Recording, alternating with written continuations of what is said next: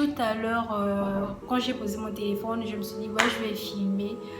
Je me suis grave pas sentie légitime en fait de pouvoir venir là et vous raconter ma vie tout en sachant ce qui se passe en fait. Voilà, personne n'ignore ce qui se passe chez nos frères voisins, notamment au Congo, en Côte d'Ivoire et même au Nigeria. Au Nigeria, franchement, je sais même pas ce qui se passe en fait parce que toutes les pages qui en parlent, tout est en anglais. Les vidéos sont en anglais, les textes sont en anglais.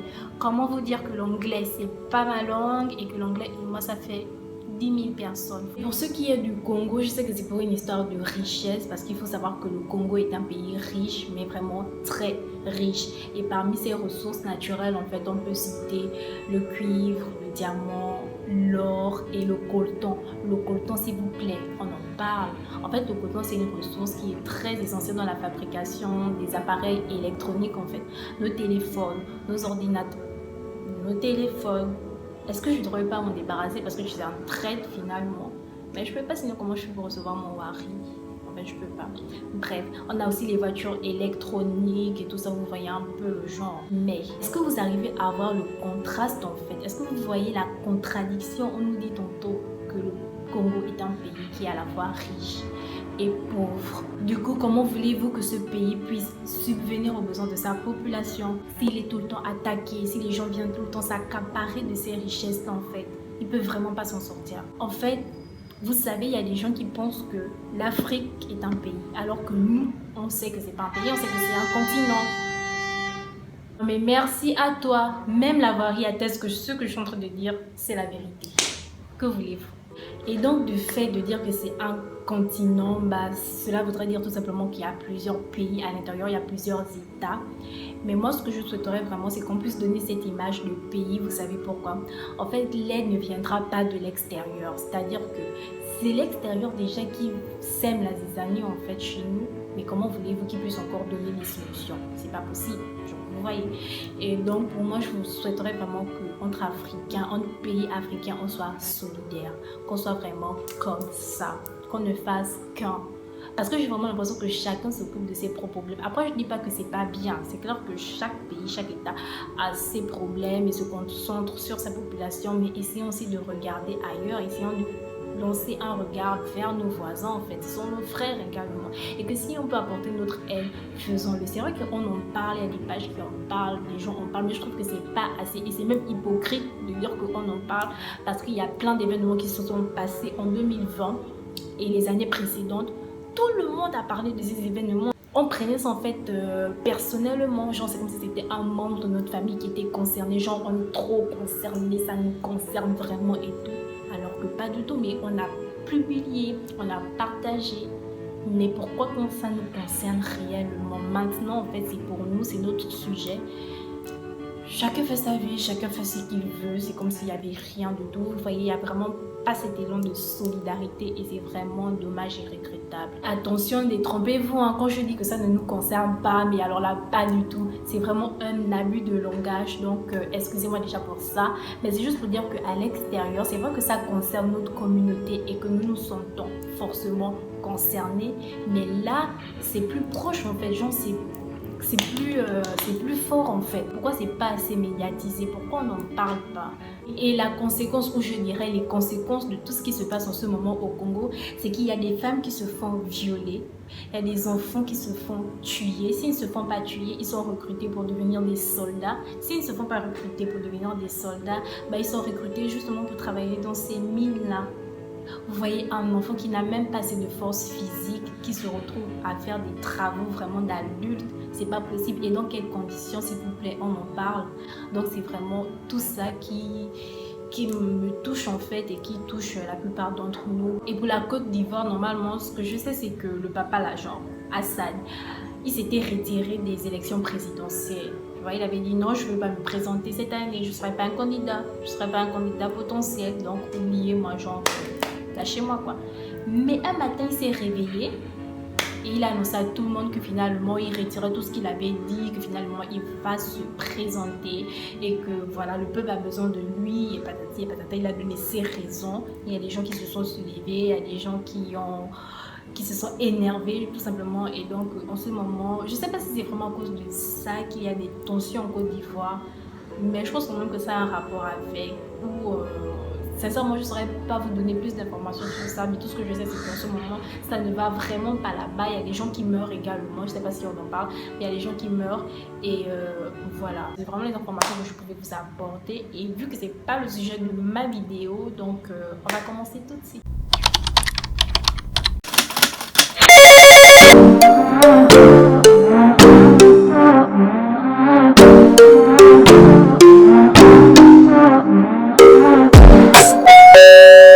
Salut tout le monde, j'espère que vous allez bien. En tout cas moi ça va. Alors aujourd'hui on se retrouve pour une toute nouvelle vidéo, mais je n'oserais pas commencer cette vidéo sans pour autant remercier toutes les personnes qui se sont abonnées à ma chaîne. Merci à toutes les personnes qui ont liké, à toutes les personnes qui ont commenté et celles également qui ont partagé les liens de mes vidéos, parce que c'est vraiment important à ce stade en fait. Lorsque vous partagez le lien, ça ne peut que me donner de la visibilité auprès de vos proches. Pour cette toute nouvelle vidéo, je vais vous parler de ma première année en faculté de droit, voilà. Et pour accompagner cette vidéo, je me suis dit je vais faire un petit tuto make-up, mais vraiment un truc très léger, genre le genre de make-up que je mettrais même pour aller chez le boutiquier, oui, parce que faut pas se négliger, voilà. En 2017, je débarque à Dakar, c'est la rentrée, tout le monde est dans un mode ouais, c'est l'université, c'est plus le lycée, on va plus trop nous surveiller, je mets ce que je veux sur ma tête, je m'habille comme je veux. Premier jour d'école, c'est la rentrée, tout le monde est frais. Déjà j'arrive et tout, j'apprends que quoi? On sera divisé. What? Genre, la concurrence est rude. Il y aura la L1A et la L1B. Moi, je me suis retrouvée en L1B. On est vraiment nombreux, c'est que ça va chauffer en fait. Donc, il ne faut pas traîner, il faut vraiment travailler et faire en sorte de te démarquer et valider tous tes examens. D'où j'arrive, déjà, c'est pas une salle de classe, c'est l'amphi. Voilà, donc, grande salle. On était plus de 200 étudiants dans une salle. Donc, imaginez déjà l'angoisse et tout. Parce que quand tu arrives en salle, soit tu viens tôt et tu as une place devant, soit tu viens en retard et tu te retrouves derrière. Quoique même si tu viens en retard, tu avais cette petite chance-là de pouvoir te retrouver soit devant ou au milieu. Parce qu'il y a des gens qui arrivaient même les premiers, mais qui préféraient aller s'asseoir derrière. La deuxième difficulté, c'est vraiment au niveau des professeurs. Pour la majorité, ce sont des Sénégalais et l'accent, on en parle s'il vous plaît. Ils ont un accent très fort prononcé et c'était pas facile, c'était vraiment pas facile au début. J'étais là en mode...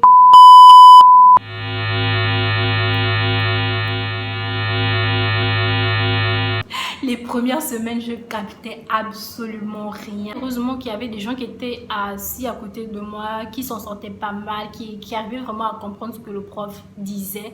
Et voilà, j'essayais vraiment de m'en sortir comme ça. Mais au niveau de prise des notes, même la prise de cours, c'était vraiment difficile. Il y avait des profs qui articulaient bien, qui faisaient quand même l'effort, parce qu'il y avait des étrangers dans la salle et tout, qui faisaient vraiment l'effort de pouvoir prononcer. Ou lorsqu'on disait, monsieur s'il vous plaît, on m'entend pas bien, est-ce que vous pouvez répéter, est-ce que vous pouvez revenir? Il y a des profs qui revenaient vraiment et il y a d'autres profs, il a dicté, il est passé, enfin il dit une fois, deux fois, après si tu n'as pas écouté, tu te démerdes ou tu prends chez le voisin pendant la pause. Au niveau des cours qu'on recevait, il y avait des cours qui étaient vraiment très intéressants et d'autres tu cherches à comprendre pourquoi en fait, genre, tu vois quand tu regardes une série de droit, genre la justice et tout ça, les experts de tel, quand tu regardes des trucs et tout, tu te dis, ouais, genre, je m'en vais à l'université et tout ça, je veux qu'on m'apprenne ça, je veux qu'on m'apprenne comment défendre un client, comment plaider, comment bien préparer sa plaidoirie et tout ça, genre, cette motivation là en fait, et quand j'arrivais en cours, c'était genre... D'accord, j'écrivais. Après, je ne dis pas que les cours n'étaient pas intéressants ou quoi que ce soit, non, ça allait. Mais il y avait des cours quand même, non, je suis désolée. En fait, on nous parle, je ne sais pas si c'était en histoire de droit ou en culture générale, on nous parlait des pharaons, de la tombe de tel, il portait des chapeaux, mais sa moustache était black ou violette, je ne sais pas, il avait une épée ou bien il avait des bijoux, qu'est-ce que ça représentait, il avait le cobra au front. Vu que c'était le cours magistral, c'était pas obligatoire en fait, du genre tu viens si tu veux. Moi je trouve que c'est vraiment important d'assister au cours magistral parce qu'il y a des choses que le prof peut dire en fait qui peut vraiment capter ton attention, tu vois, quelque chose que tu vas écrire à côté de ton cours, quelque part dans un coin dans ton cahier, que ton camarade ou ton pote à qui tu vas demander le cours n'aura pas fait. Un peu. Donc c'est vraiment important parce que vous n'avez pas la même façon d'écouter, de prendre les notes, d'écrire et tout ça. Donc parfois tu vas même pas te retrouver quand tu vas prendre le cahier, ce sera plus difficile. Donc mieux tu viens en salle et voilà, c'est pour ton bien. Ce qui dit qu'il faut vraiment écrire, mais vite, vraiment très vite. Je me rappelle en terminale, on avait notre prof en français. Elle, quand elle dictait, en fait, elle allait très vite et ça allait déjà, en fait. Et quand je suis arrivée, en fait, en L1, ça allait. Je trouvais pas que c'était vraiment rapide. Pour ce qui était des questions ou bien revenir sur une phrase, on n'a pas compris ça et tout. Ça, les questions, en fait, tu pouvais dire, monsieur, est-ce que vous pouvez nous expliquer ça? Il va reprendre, genre, il va prendre peut-être 2 ou 5 questions. À côté, on avait les séances de TD. Les séances de TD, c'est vraiment les travaux dirigés en fait. Et là-bas, c'était l'occasion de pouvoir approfondir le cours. Tu pouvais poser toutes les questions que tu voulais en fait. On ne voyait que 2 matières. Je pense que si je ne me trompe pas, c'était droit civil, qui est l'introduction au droit, et droit constitutionnel également. Les TD des gens n'étaient pas nombreux, vraiment. On n'était vraiment pas nombreux. Il y avait beaucoup de sous-groupes. Il y avait beaucoup de groupes en fait. Et il y avait des sous-groupes qui étaient les groupes d'exposés et tout ça. Je pense que on pouvait être à 20 ou à 25 étudiants dans une salle de TD. Donc pendant les séances de TD, c'était vraiment le moment de poser toutes les questions, tout ce que tu n'as pas compris en salle. Et le prof, en fait, le chargé de TD, il revient bien sur ça, il prend vraiment le temps de bien t'expliquer et tout ça. C'était vraiment intéressant dans ce sens-là. Il y avait 4 types d'exercices, on avait des cas d'arrêt. On avait... Cas d'arrêt, qu'est-ce que c'est? Jésus. On avait des cas pratiques, on avait des commentaires d'articles, on avait des commentaires d'arrêt et des dissertations également. Et donc, on t'aidait quand on avait les exposés. On vous donne un thème en fait dans la semaine et le type d'exercice qui va avec. Et donc, vous avez toute une semaine pour pouvoir préparer l'exercice et venir le présenter la semaine prochaine. Et donc, parfois, il y a des profs qui choisissaient des groupes en avance du genre, ouais, tel groupe vous allez exposer la semaine prochaine, et d'autres c'était le jour J en fait, genre il te choisit comme ça parce qu'il aime bien ta tête et il te dit va, toi et ton groupe passer et exposer. Tu arrives, tu te dis ouais, j'ai trop bien fait un travail de dingue, tu as fait tous les contours en fait du sujet et tout ça. Et là, il y avait des types de personnes déjà même dans la salle. Il y a des personnes qui sont là juste parce qu'il y a la liste de présence, parce qu'il faut savoir qu'en TD, la présence est obligatoire, pas comme en amphi, et donc la liste de présence est obligatoire, les profs ils font l'appel en fait et tu leur reprends une présence. Il y a d'autres qui étaient là pour ça, il y a d'autres qui venaient juste pour prendre des informations et puis voilà, je note et je rentre chez moi. Et il y a ceux-là qui étaient un peu vicieux dans le sens où, bon, je dis pas tous, hein, mais il y a certains quand même qui étaient un peu vicieux dans le sens où normalement la participation elle compte énormément en fait. Lorsque tu participes beaucoup en fait et que le prof te remarque, normalement tu as un petit plus en fait à côté de ton nom. Donc à ta moyenne de TD, tu auras un plus 1 ou un plus 2. Voilà, c'est selon les profs et tout ça. Et donc, tu as ce genre de personnes là qui aimaient vraiment pour participer, ils aimaient vraiment participer, te poser des questions, mais de l'espace. Tu te dis, est-ce que toi et moi, en fait, on a traité le même sujet, en fait? Il y avait des questions quand même abordables, du genre, tu me poses ta question et je te réponds clair et net si j'ai vraiment fait la recherche, et si j'ai trouvé ça, en fait, je te réponds.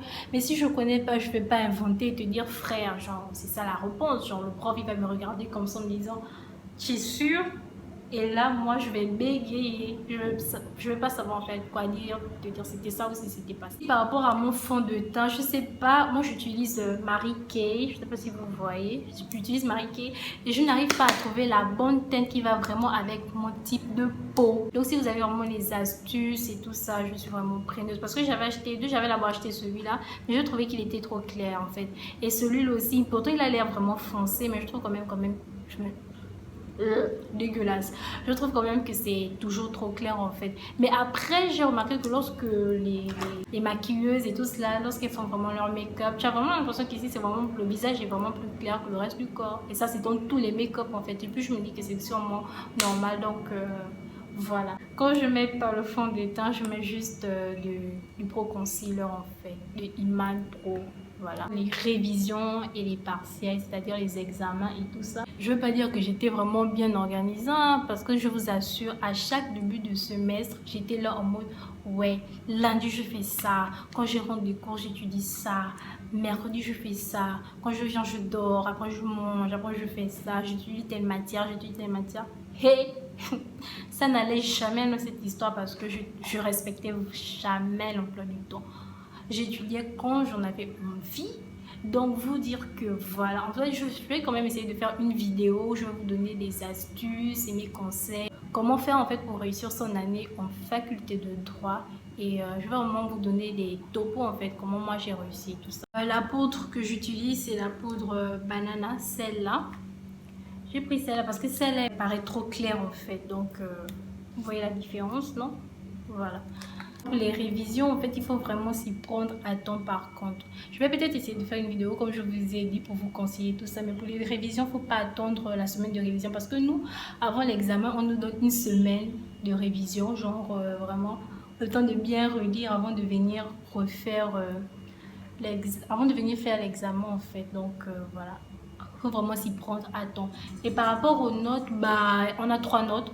Il y a les professeurs en fait, par contre pour les matières qui ne sont pas à TD, il y a des professeurs qui font des devoirs de classe. C'est pas tous, hein, certains. Quand ils veulent, en fait, ils font des devoirs de classe. Donc il y a la note de classe, si vous avez fait un devoir. Il y a les notes de TD et il y a les notes que tu auras pendant les examens. Voilà, il y a 2 semestres. Et il y a 30 points que tu dois valider chaque semestre. Et si tu ne valides pas à la première session en fait, d'examen, il y a une session de rattrapage. Tu viens, tu rattrapes les matières que tu n'as pas validées. Et donc, voilà, pour te permettre de pouvoir passer en classe supérieure, genre en L2. Par rapport à ma première année de droit, bah, tout s'est très bien passé. Hein. Je ne vais pas me plaindre, dire que voilà, j'ai pas aimé ou machin et tout. Non, c'est vrai qu'il y a des matières qui ne m'ont pas captivé plus que ça. Mais j'ai vraiment aimé, je me suis rendu compte que bah, je ne me suis pas trompée de filière, que c'était vraiment ce que je voulais faire.